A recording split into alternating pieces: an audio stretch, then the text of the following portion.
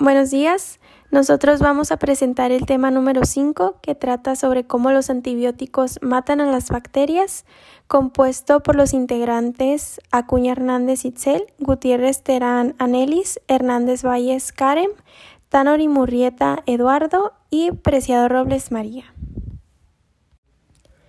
A continuación, el artículo examina la relación entre los antibióticos y sus objetivos farmacológicos, así como sus efectos directos.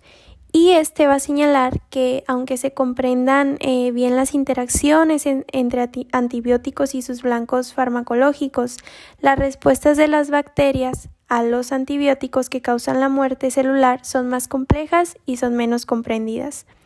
También vamos a revisar los efectos de múltiples capas de estas interacciones, así como los procesos celulares inhibidos por los antibióticos bactericidas y los mecanismos de respuesta celular que están asociados a la muerte bacteriana.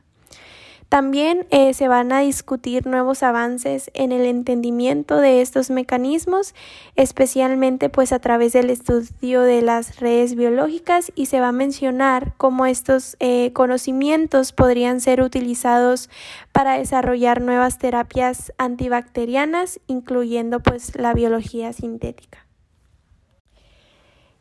Aquí para este punto ya vamos a analizar cómo los antibióticos provocan la muerte de las bacterias al inhibir funciones celulares esenciales. Se clasifican los antibióticos según el componente celular afectado y si se induce la muerte celular o simplemente van a detener el crecimiento bacteriano. Vamos a destacar que aunque se han desarrollado muchos antimicrobianos desde el descubrimiento de la penicilina en 1929, la muerte celular inducida por antibióticos va a ser un proceso muy complejo que involucra múltiples capas de interacciones moleculares y bioquímicas. Se mencionan varios mecanismos asociados con la muerte celular bacteriana, como la formación de roturas de ADN, la detención de la síntesis de ARN, el daño a la envoltura celular y la perturbación del metabolismo celular. Se revisa el conocimiento actual sobre cómo los antibióticos bactericidas van a afectar a las bacterias. Y vamos a discutir los avances recientes en biología de redes que han proporcionado información sobre cómo las bacterias van a responder a los tratamientos con antibióticos, donde vamos a plantear aquí la posibilidad de utilizar este conocimiento junto con desarrollos en la biología para poder desarrollar nuevas terapias antibacterianas. A continuación vamos a hablar sobre la inhibición de la replicación del ADN por quinolonas. La modulación del superenrollamiento cromosómico facilitada por la rotura de la hebra, catalizada por topoisomerasa y las reacciones de reunión, es esencial para procesos celulares como la síntesis de ADN, la transcripción de ARN mensajero y la división celular. Se señala que este proceso es blanco de los antimicrobianos quinolonas sintéticos, como las fluoroquinolonas que actúan sobre los complejos ADN topoisomerasa. Estas quinolonas, derivadas del ácido nalidíxico, originalmente utilizado para tratar infecciones del tracto urinario en la década de 1960, han evolucionado a través de varias generaciones: ciprofloxacina, levofloxacina y gemifloxacino. Se explica que las quinolonas interfieren con la topología cromosómica al dirigirse tanto a la adenegirasa como a la topoisomerasa 4. Impidiendo así la reunificación de la hebra de ADN. Aquí se destaca que la susceptibilidad de estas enzimas a las quinolonas varía según la especie bacteriana con la topoisomerasa 4, siendo el objetivo principal en bacterias gram positivas como el Streptococcus pneumoniae, mientras que la ADN-girasa es el objetivo principal en bacterias gram negativas como la E. coli y la Neisseria gonorrhoeae. Pues yo les voy a hablar sobre el papel de la expresión de las proteínas en la mediación de quinolonas en la muerte celular. Aquí se genera una respuesta que se llama respuesta SOS, que se da por la introducción de rupturas de ADN de doble cadena después de la inhibición de las topoisomerasas por las quinolonas, que son inducidas por un estrés para el ADN. Aquí la proteína REC-A se activa por el daño del ADN y promueve la autoescisión de las proteínas represoras que se llama LEX-A. Induce la expresión de los genes de la respuesta SOS, también incluidos, por ejemplo, los enzimas reparadoras del ADN. Y varios estudios han demostrado que prevenir la inducción de la respuesta SOS sirve para mejorar la destrucción de los antibióticos quinoloónicos, pero hay excepciones, por ejemplo, en el caso de las quinolonas de primera generación, como el ácido nalexídico, que sería un ejemplo de. También se ha demostrado que prevenir la inducción de la respuesta SOS reduce la formación de mutantes resistentes a los medicamentos al bloquear la inducción de ADN polimerasa y generar errores. Por ejemplo, algunos de ellos podría ser la recombinación homóloga y la transferencia horizontal de elementos de resistencia a los medicamentos. Otro ejemplo es el caso del clorofenicol, que es un inhibidor que inhibe la capacidad de ciertas quinolonas para matarlas. Y con todo esto parece haber una relación clara entre los efectos primarios de la formación del complejo quinolona topoisomerasa ADN y la respuesta de las bacterias. Todo esto a través de la expresión de las proteínas inducidas por el estrés. Por ejemplo, también recientemente se ha demostrado que la muerte celular mediada por ROS ocurre a través de la vía de dependencia de las proteínas. Y además también se ha demostrado que la toxina codificada cromosómicamente como MAS-ZF es necesaria para determinadas condiciones para una eliminación eficaz. Por ejemplo, porque genera una capacidad para alterar la carbonilación de proteínas y genera un estrés oxidativo. También les hablaré sobre la inhibición de la síntesis de ARN por las ramificinas. Las ramificinas inhiben la transcripción dependiente del ADN al unirse de manera estable con otra afinidad a la subunidad beta, que es codificada por RPO beta de un ADN unido y transcribiendo activamente por un ARN polimerasa. También la subunidad beta se encuentra en el canal que está formado por la ARN polimerasa complejo del ADN, a partir del cual se forma un ARN recién sintetizado que emerge de una hebra. Y también las ramificinas requieren únicamente ARN. También la síntesis no ha progresado más allá de 2 ribonucleicos y esto se atribuye a la capacidad de la molécula del fármaco para inhibir estéricamente el ARN naciente inicializando de las cadenas. Y también cabe señalar que las ramificinas no se cree que actúen bloqueando el paso de la elongación de la síntesis de ARN, aunque una clase reciente descubierta de inhibidores de la ARN polimerasa podría inhibir el alargamiento mediante alostéricamente modificando al enzima. Las ramificinas se aislaron por primera vez de la bacteria gram positiva Amycloptosis mediterranei en la década de 1950. La mutagénesis de este organismo ha llevado al aislamiento y caracterización de forma de ramificina más potente, incluidas la ramificina SB y la ramificina clínicamente relevante. Y con los varios estudios que se han hecho, se ha demostrado una interacción entre el ADN y la fracción hidroquinona de la ramificina unida al ARN polimerasa. Y esta interacción se ha atribuido a la ubicación de la molécula del fármaco ramificina en relación con el ADN del complejo ADN y ARN polimerasa. Y esta proximidad, junto con la capacidad informada de la ramificina para alterar entre una forma radical y no radical, pueden dañar el ADN a través de una interacción directa de fármaco y ADN. Y con esta hipótesis se puede explicar la observación de que la ramificina SB puede inducir la respuesta SOS al daño del ADN en la Escherichia coli y que el tratamiento de Escherichia coli de REC-A produce una muerte celular, mientras que el tratamiento de Escherichia coli de tipo salvaje conduce a una bacteriostasis. Inhibición de la síntesis de proteínas. Algunos fármacos que inhiben la síntesis de proteínas se encuentran entre las clases más amplias de antibióticos y se pueden dividir en 2 subclases, las cuales son los inhibidores 50S y los inhibidores 30S. Los inhibidores de ribosomas 50S actúan bloqueando físicamente el inicio de la traducción de proteínas o translocación de peptidil RNA de transferencia. Esto sirve para inhibir la reacción de peptidil transferasa, la cual se encarga de alargar la cadena peptídica naciente. Esta clase de fármacos pierden su actividad antibacteriana cuando el alargamiento de la cadena peptídica ha progresado más allá de una longitud crucial. Ahora hablaré de los inhibidores del ribosoma 30S, los cuales incluyen tetraclicinas y aminociclitoles. Las tetraclicinas actúan bloqueando el acceso de los aminoácidos de ARN de transferencia al ribosoma. Y la clase de aminociclitol comprende espectromicina y aminoglucósidos, los cuales se unen al componente de ARN ribosomal 16S de la subunidad del ribosoma 30S.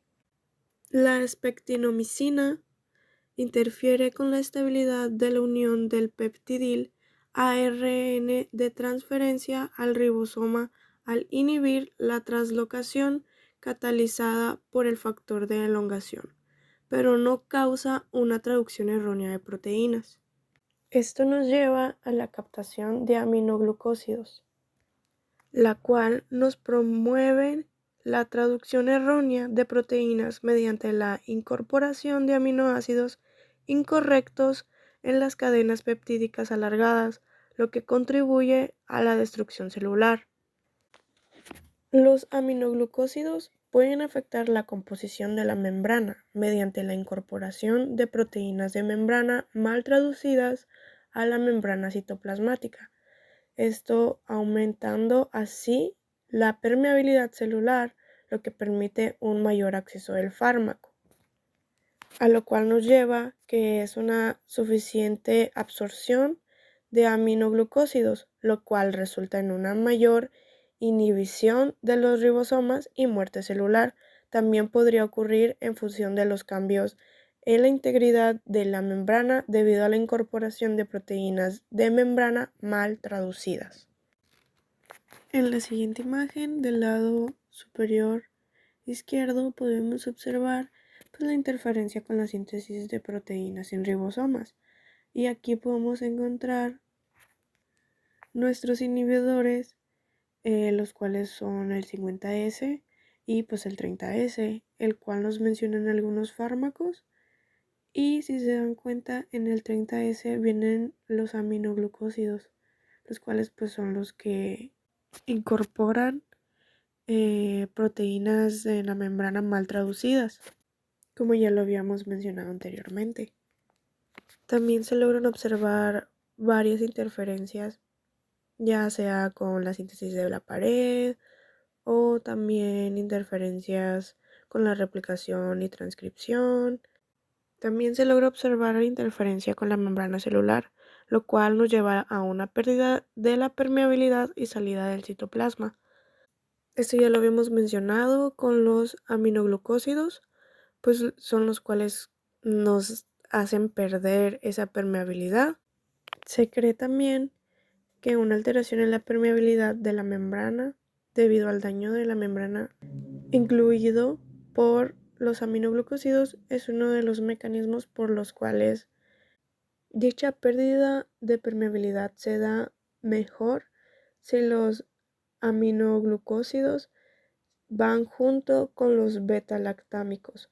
Esto es porque conducen una mayor absorción de aminoglucósidos y pues por eso se da esa pérdida de permeabilidad, lo cual nos deja en ventaja para que entre el fármaco o los fármacos.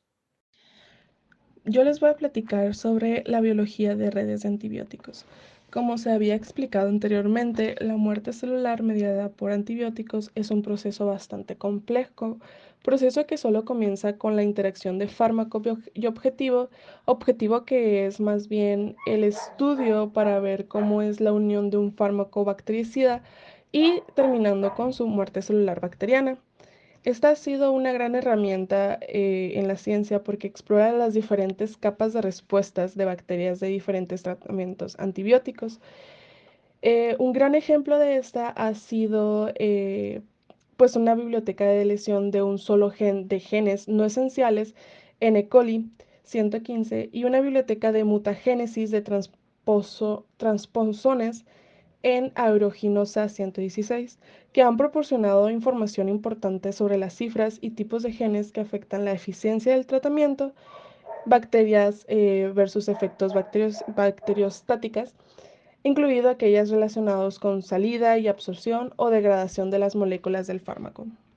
En este mecanismo vamos a ver cómo es común la muerte celular inducida por antibióticos bactericidas. Las principales interacciones fármaco y objetivo son el aminoglucósido con ribosoma, la quinolona con topoisomerasa y beta-lactámico con proteínas fijadoras de penicilina. Estas estimulan la oxidación del dinucleótido que a través de la cadena de transporte de electrones depende del ácido tricarboxílico. Eh, Estas generan una hiperactivación de la cadena de transporte de electrones que estimulan la formación del superóxido. Esto lo que hace el superóxido daña las agrupaciones del hierro ferroso que van a estar disponibles para la oxidación mediante la reacción de Fetón. La reacción de Fetón conduce a la formación de radicales hidroxilo que dañan el ADN, los lípidos y las proteínas. Esto contribuye a que la muerte celular sea inducida por antibióticos.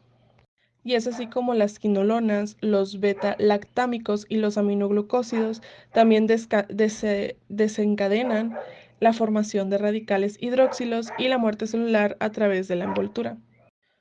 Normalmente estos métodos incorporan datos de perfiles de expresión genética y sus resultados de análisis genéticos de alto rendimiento, junto con el contenido de bases de datos que detallan regulaciones identificadas experimentalmente, conexiones y clasificaciones de vías bioquímicas. Estas enriquecen funciones conjuntos de datos y predicen la relación que existen entre genes bajo condiciones probadas. Como tal, los estudios de redes biológicos tratados con medicamentos pueden utilizarse para avanzar en la comprensión de cómo los grupos de los genes interactúan funcionalmente en lugar de forma aislada, como las células que reaccionan al estrés antibiótico. En este segundo mecanismo podemos ver cómo los aminoglucósidos descadenan la muerte celular mediada por radicales hidroxilo. Las interacciones entre aminoglucósidos y el ribosoma provocan una mala traducción y un mal plagamiento de las proteínas de la membrana. Esto hace que se incorpore una mala traducción y mal plegamiento de proteínas en la membrana celular que estimula los sistemas de dos componentes de envoltura, que es el CPX, y de respuesta redox. Esto genera una activación que hace que el sistema altere el metabolismo celular y el potencial de la membrana, lo que da como resultado una formación de radicales hidroxilo letales. Y en este diagrama fue generado para poder entregar el comportamiento de la red de respuestas. Pueden servir como una herramienta para examinar experimentalmente, medida por antibióticos, vías de muerte celular, así como un medio para mejorar la muerte por un antibiótico. Esto ha ayudado mucho con la bacteria coli, que mediante antibióticos bactericidas, mediante la entrega de proteínas que modifican el estrés oxidativo, pueden responder o inhibir los sistemas de reparación que dañan el ADN. Existen puntos adicionales para este tema en relación a la formación de roturas de ADN y la detención de la horquilla de replicación. La capacidad de los antibióticos quinolónicos para matar bacterias es una función de la interacción estable formada entre la enzima topoisomerasa unida al fármaco y el ADN escindido. El efecto neto del tratamiento con quinolonas es generar roturas de ADN de doble hebra que quedan atrapadas por topoisomerasas unidas de manera covalente, aunque reversible, y cuyas funciones están comprometidas. Como resultado de la formación del complejo quinolona-topoisomerasa-ADN, la maquinaria de replicación del ADN queda detenida en horquillas de replicación bloqueadas, lo que lleva a la inhibición de la síntesis de ADN, lo que inmediatamente conduce a la bacteriostasis y eventualmente a la muerte celular. Sin embargo, cabe destacar que estos efectos en la replicación de ADN pueden correlacionarse con concentraciones bacteriostáticas de quinolonas y se consideran reversibles. Otra forma que tienen los antibióticos de matar a las bacterias es por inhibición de la síntesis de la pared celular. La pared celular de las bacterias es una estructura crucial que brinda soporte y protección a las bacterias, y su síntesis es un proceso vital para su supervivencia y reproducción. Los antibióticos que interfieren con este proceso pueden ser utilizados para combatir infecciones bacterianas de manera efectiva. La célula bacteriana está rodeada por capas de peptidoglicano, una matriz polimérica covalentemente entrecruzada compuesta por exosamina N-acetilada enlazada a péptidos. La resistencia mecánica proporcionada por esta capa de la pared celular es crucial para la capacidad de supervivencia de una bacteria frente a condiciones ambientales que pueden alterar las presiones osmóticas prevalecientes del ambiente. El mantenimiento de la capa de peptidoglicano se logra mediante la actividad de enzimas transglicosilasas y transpeptidasas, que añaden pentapéptidos de disacáridos para extender las cadenas de glicano de las moléculas de peptidoglicano existentes y entrecruzar las cadenas de péptidos adyacentes desde las unidades de peptidoglicano inmaduras. Existen dos vías para la inhibición de la pared celular de las bacterias. La primera es la muerte celular lítica. Los procesos líticos son aquellos que conllevan la lisis de la pared celular, es decir, el rompimiento de la célula y la salida del material del interior de la célula hacia el exterior. Los antibióticos beta-lactámicos y glicopéptidos afectan la biosíntesis de la pared celular bacteriana, lo que puede llevar a cambios en la forma y tamaño celular, estrés celular y finalmente lisis celular. Los beta-lactámicos bloquean la unión cruzada de las unidades de peptidoglicano al inhibir la formación de enlaces peptídicos catalizada por las transpeptidasas, también conocidas como proteínas de unión a penicilina o PBP. Por otro lado, los glicopéptidos como la vancomicina inhiben la síntesis de peptidoglicano al unirse a las unidades de peptidoglicano y bloquear la actividad de transglicosilasas y transpeptidasas. Los beta-lactámicos pueden usarse contra bacterias gram positivas y gram negativas, mientras que los glicopéptidos son efectivos solo contra bacterias gram positivas debido a su baja permeabilidad. Además, existen otros tipos de antibióticos que afectan la síntesis y transporte de unidades de peptidoglicano, así como los lipopéptidos que inducen la despolarización de la membrana celular. En los casos no líticos, en donde la bacteria muere sin romper su pared celular, existen mecanismos específicos para cada bacteria. Las bacterias Streptococcus pneumoniae y Staphylococcus aureus, por ejemplo, tienen sistemas de regulación que afectan a la lisis celular y la tolerancia a antibióticos. En S. pneumoniae, el sistema VNC-SR controla la expresión de la autolisina LIT-A, mientras que en S. aureus, el sistema LIT-SR y el sistema SID-AB regulan la actividad de autolisinas. Estos sistemas influyen en la susceptibilidad de las bacterias de beta-lactámicos y otros antibióticos, mostrando que la lisis celular no es el único mecanismo de acción de los antibióticos beta-lactámicos. La siguiente tabla nos da información adicional sobre los diferentes tipos de antibióticos para la inhibición de la síntesis de pared celular, cómo funcionan, nombres genéricos de algunos medicamentos, el sistema de ataque hacia la bacteria, entre otras cosas. Como mencionamos anteriormente, los beta-lactámicos son utilizados para eliminar bacterias gram positivas y gram negativas y son especialmente eficaces con bacterias aerobias y anaerobias. A su vez, los glicopéptidos y los glicolipopéptidos son utilizados para tratar a bacterias gram positivas. Similar al caso de los beta-lactámicos, los lipopéptidos son utilizados para tratar bacterias gram positivas y gram negativas. Antes de finalizar, cabe aclarar que se han realizado estudios que comprueban que el tratamiento con beta-lactámicos produce cambios en la morfología celular según la interacción con los PBPs. Los inhibidores de PBP1 elongan las células y provocan lisis, y los de PBP2 alteran la forma sin causar lisis, además de que existen los PBP3 que influyen en la división y pueden causar filamentación. Los distintos subtipos de beta-lactámicos tienen afinidades diferentes por las PBPs, lo que afecta su capacidad para inducir actividad de autolisinas y lisis. La filamentación puede ser resultado de la activación de la respuesta SOS, que induce la expresión de SUL-A, inhibiendo la división y alargando las células.